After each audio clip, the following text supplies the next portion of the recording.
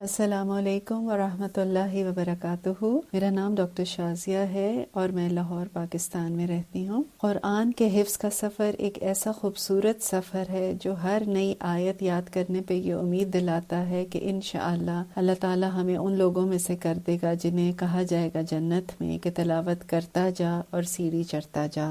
اللہ تعالی ہمارے تمام اعمال کو اپنے لیے خالص کر لے، آمین۔ قرآن کے حفظ کے لیے کبھی بھی نہ سوچیں کہ میں اب اس عمر میں کس طرح اللہ کا کلام اپنے سینے میں محفوظ کر سکوں گی۔ ہم نے صرف کوشش کرنی ہے اور ریزلٹس اللہ پہ چھوڑنے ہیں۔ یہ فیکٹ ہے کہ دنیا کے تمام کام تو چلتے رہیں گے، کبھی گھر میں کوئی شادی ہے، کبھی کوئی پریشانی ہے، لیکن واٹ ہیپنز از کہ جب ہم قرآن کا حفظ شروع کرتے ہیں تو ہماری پرائورٹیز چینج ہو جاتی ہیں۔ ایون دو ہمارے مائنڈ میں بہت سی الجھنیں ہوتی ہیں، پریشانیاں ہوتی ہیں، لیکن جب ہم نے اپنے حفظ کے ٹارگٹ کو اچیو کرنا ہوتا ہے تو ہم ان سب خیالات کو اپنے بیک آف دا مائنڈ میں ڈال کر اپنے حفظ پہ فوکس کرتے ہیں، اور سبحان اللہ جب ہم اپنے حفظ کو پختہ کرنے کے لیے بار بار اللہ کے کلام کو، اللہ کی آیات کو ہم ریپیٹ کرتے ہیں تو الحمدللہ دل میں ایک سکون آ جاتا ہے۔ قرآن حفظ کرتے وقت ہمارا ہم اور غم جو ہے وہ قرآن کے حفظ کے گرد ہو جاتا ہے، اور یہی فکر رہتی ہے کہ ہم کوئی ایسے کام نہ کر دیں، ایسے گناہ نہ ہم سے ہو جائیں، کیونکہ گناہوں کا جو ہے ایک ڈائریکٹ اثر پڑتا ہے ہمارے حفظ پہ۔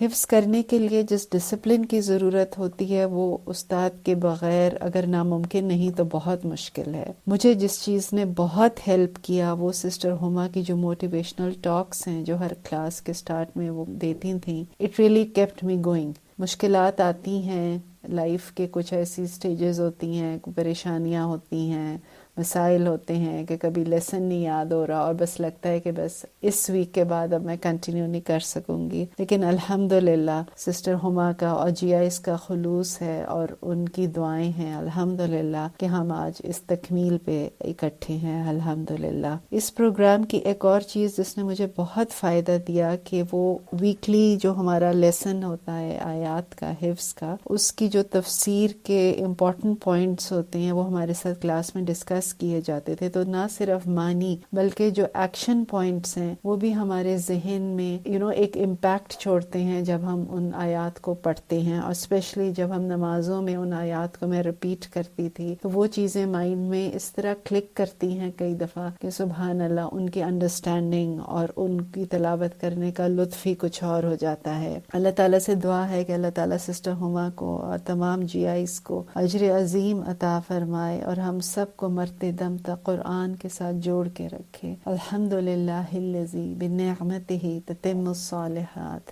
السلام علیکم ورحمۃ اللہ وبرکاتہ۔